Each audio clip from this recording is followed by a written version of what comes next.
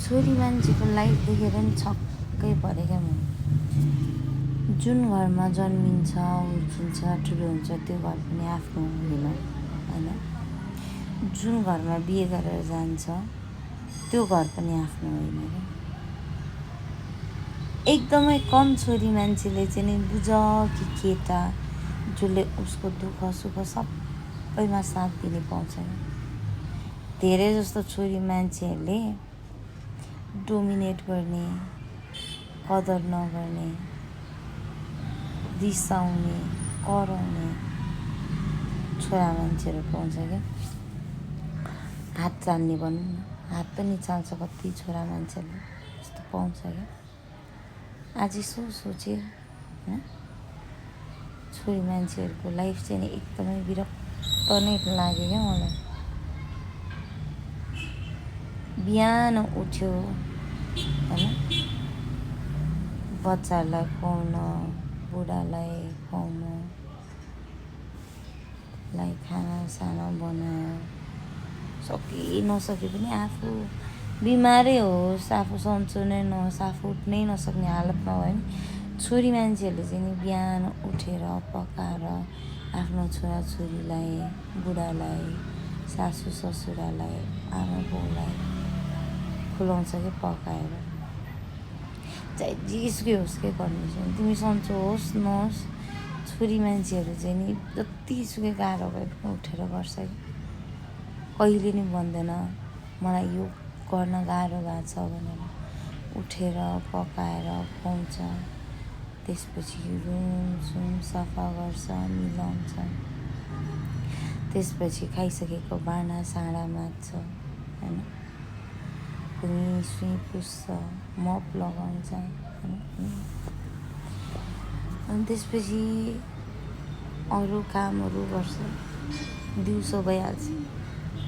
दिउँसो भइसकेपछि खाजा साजा खुवाउनै पर्यो, लुगा सुगा धुनै पर्यो होइन। सबै गर्दा साँझ भइसक्छ। साँझ भइसकेपछि पनि सबै कामहरू साँझको काम भ्याउँछ, बेलुका फेरि खाना पकाउनु।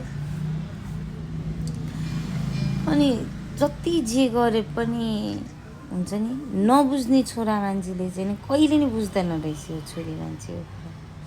जिन्दगीमा यो अबुझ छोरा मान्छेले यसले कति कष्ट गरेछ, यसले कति दुःख गरेछ होइन।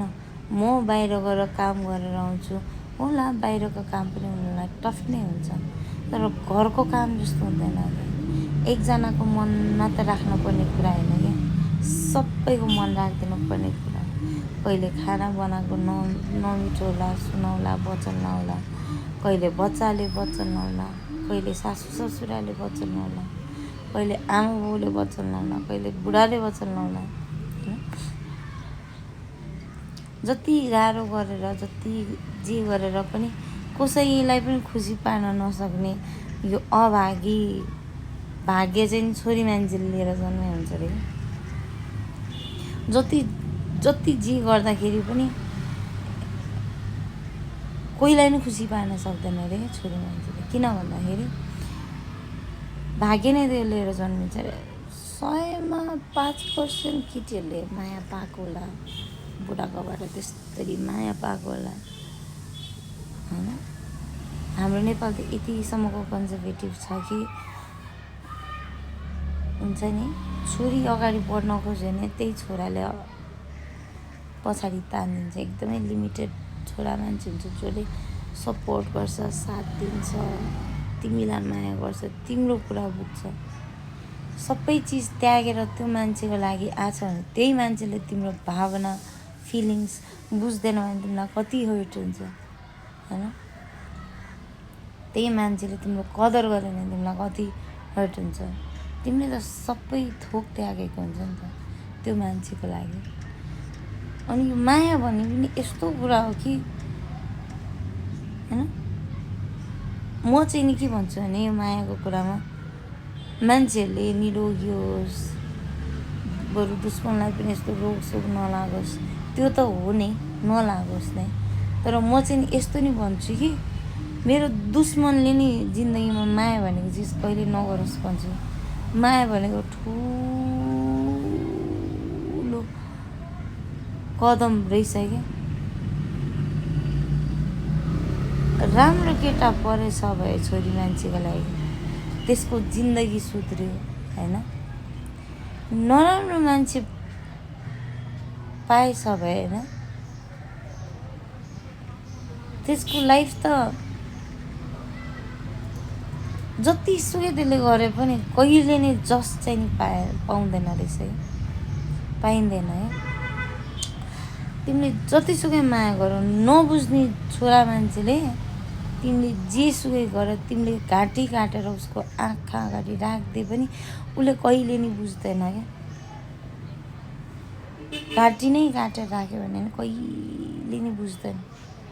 त्यही भएर छोरा मान्छे चाहिँ नि यस्तो होस् कि जसले आफ्नो श्रीमतीलाई धेरै खुसी राखोस्।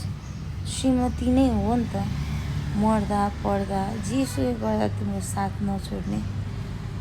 छोराछोरी भनेको त बिहे गरेर जान्छ, बिहे गरेर ल्याउँछ, छोराको आफ्नै लाइफ हुन्छ, छोरीको आफ्नै लाइफ हुन्छ। आमा बाउ भनेको तिम्रो बिहे भइसकेपछि जिन्दगीभर साथ त हुन्छ तर समहाउ टाढिन्छ। भाइ बहिनीहरू भनेको पनि सेम हो, दाजुभाइ भनेको पनि आफ्नो आफ्नो लाइफमा व्यस्त हुन्छ।